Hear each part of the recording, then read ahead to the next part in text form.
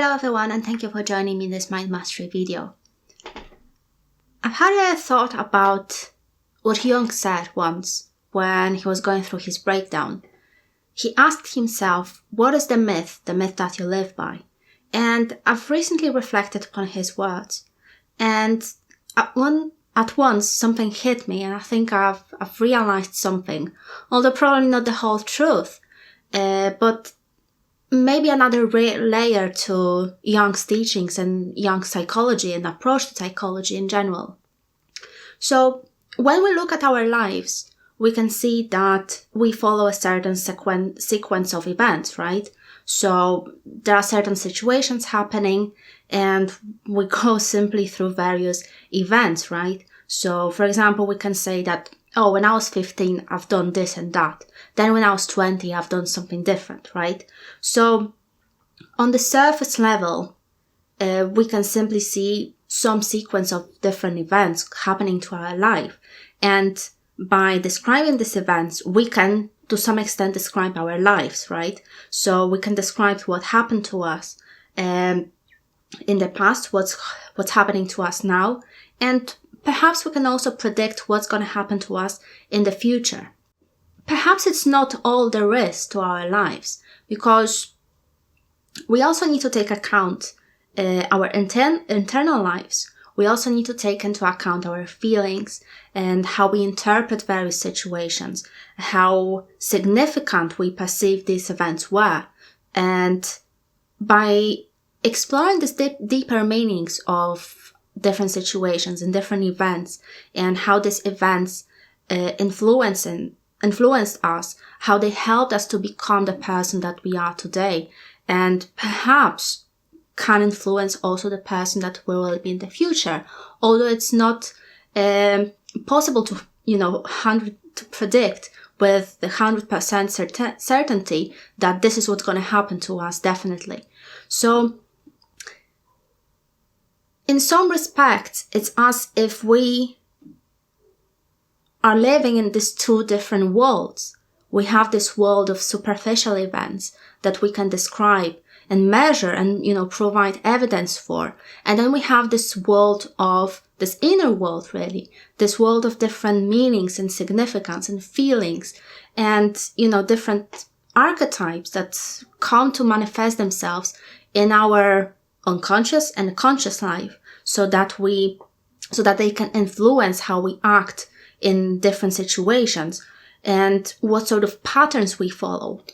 And I think it's very interesting to consider because perhaps we like to think about ourselves that, with the whole popularity of science really, we should focus on this external world. We should focus on what we can perceive and measure and validate by different scientific means. So, there is nothing really wrong with that. That's how we build our civilization really. But then what about this inner world? What about these different patterns that occur through our lives, different patterns that influence who we are and help us to manifest our different drives, different motives and different fantasies as well, often quite unconsciously, because can we really prove that we have, 100% control, conscious control over what we do and what we choose to do and, how we manifest our personality in the world? I think it's quite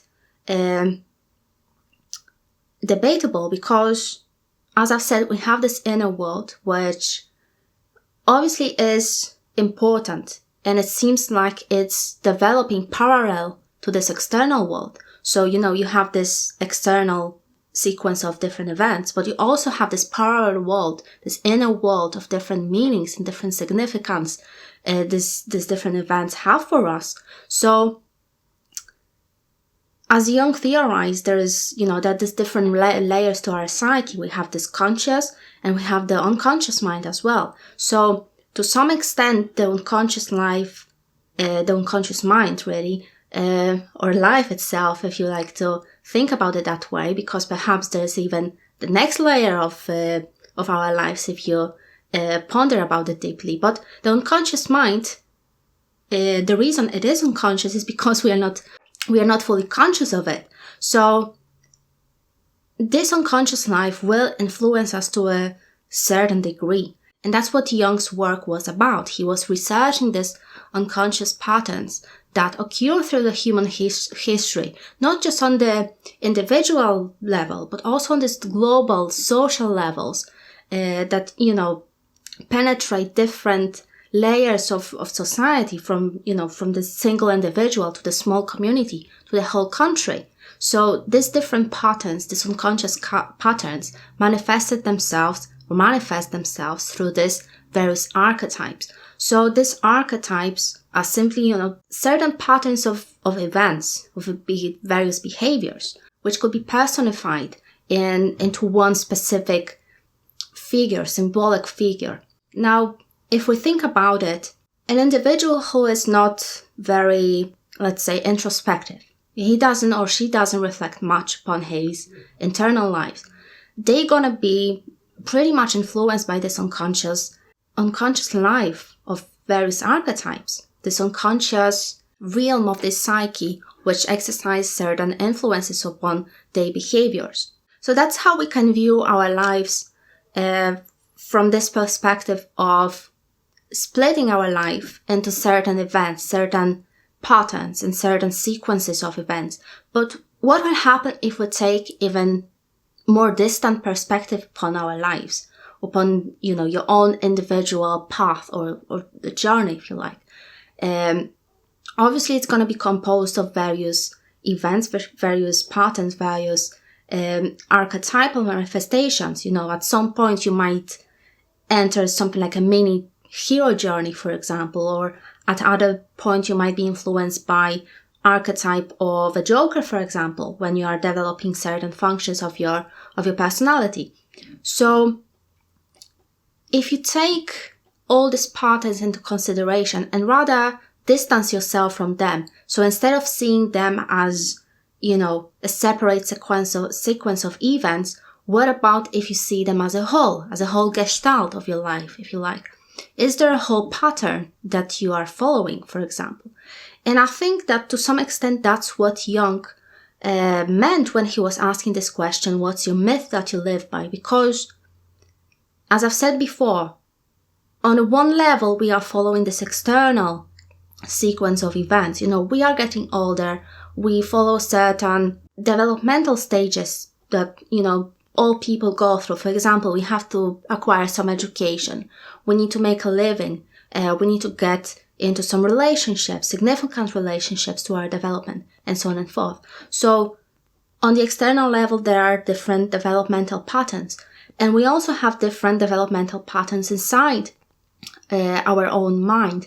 And that's what could define your myth, could define the journey or the path that you are following, could define that story that has been written about your own life.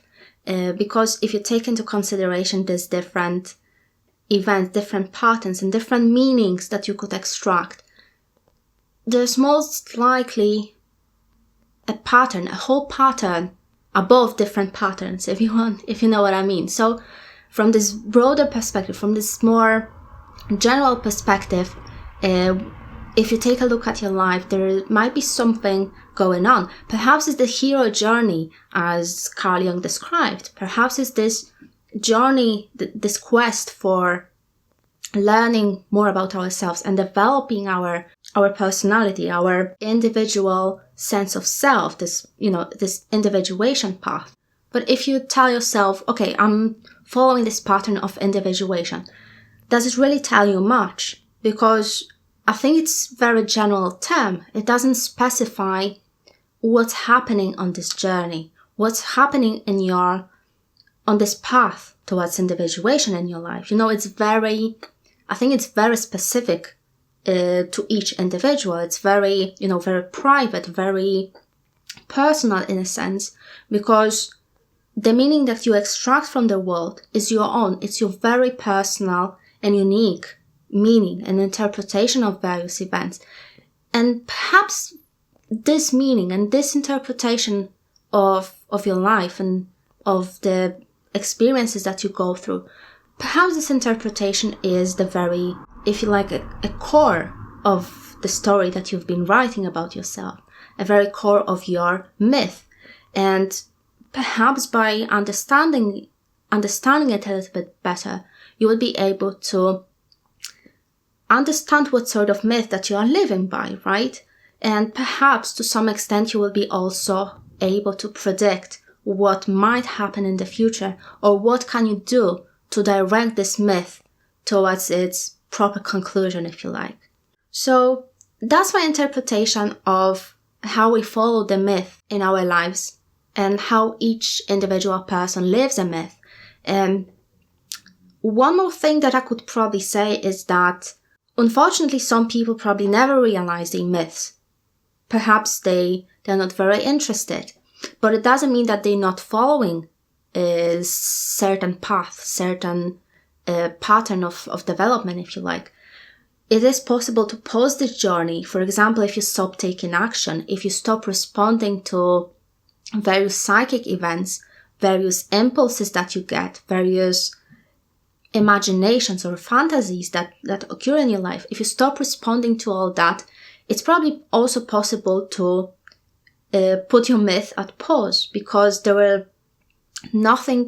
because all the impulses from the unconscious that should motivate you to take particular actions in the world so that the whole myth makes sense, they will be tuned out, they will be repressed, they will be denied, which obviously Jung theorized that precisely this sort of behaviors cause various mental health problems. But this realization of, having something significant in your life and seeing that, you follow a certain pattern, so there must be some meaning to this pattern. A pattern wouldn't be a pattern if there wasn't any meaning to it, right? So this realization perhaps is something that gives us this sense of purpose and sense of meaning in life. Let's conclude this video with a question of, what sort of myth are you living by? Are you a hero of your journey? Are you playing some other character perhaps? Are you looking at your life from a third person? Or are you taking an active role in creating your life and creating your myth? I hope these sort of questions can help you to explore your purpose in life and what sort of significance your life can have for you. And as usual, if you have any questions or comments, feel free to leave them below the video. Thank you very much for watching.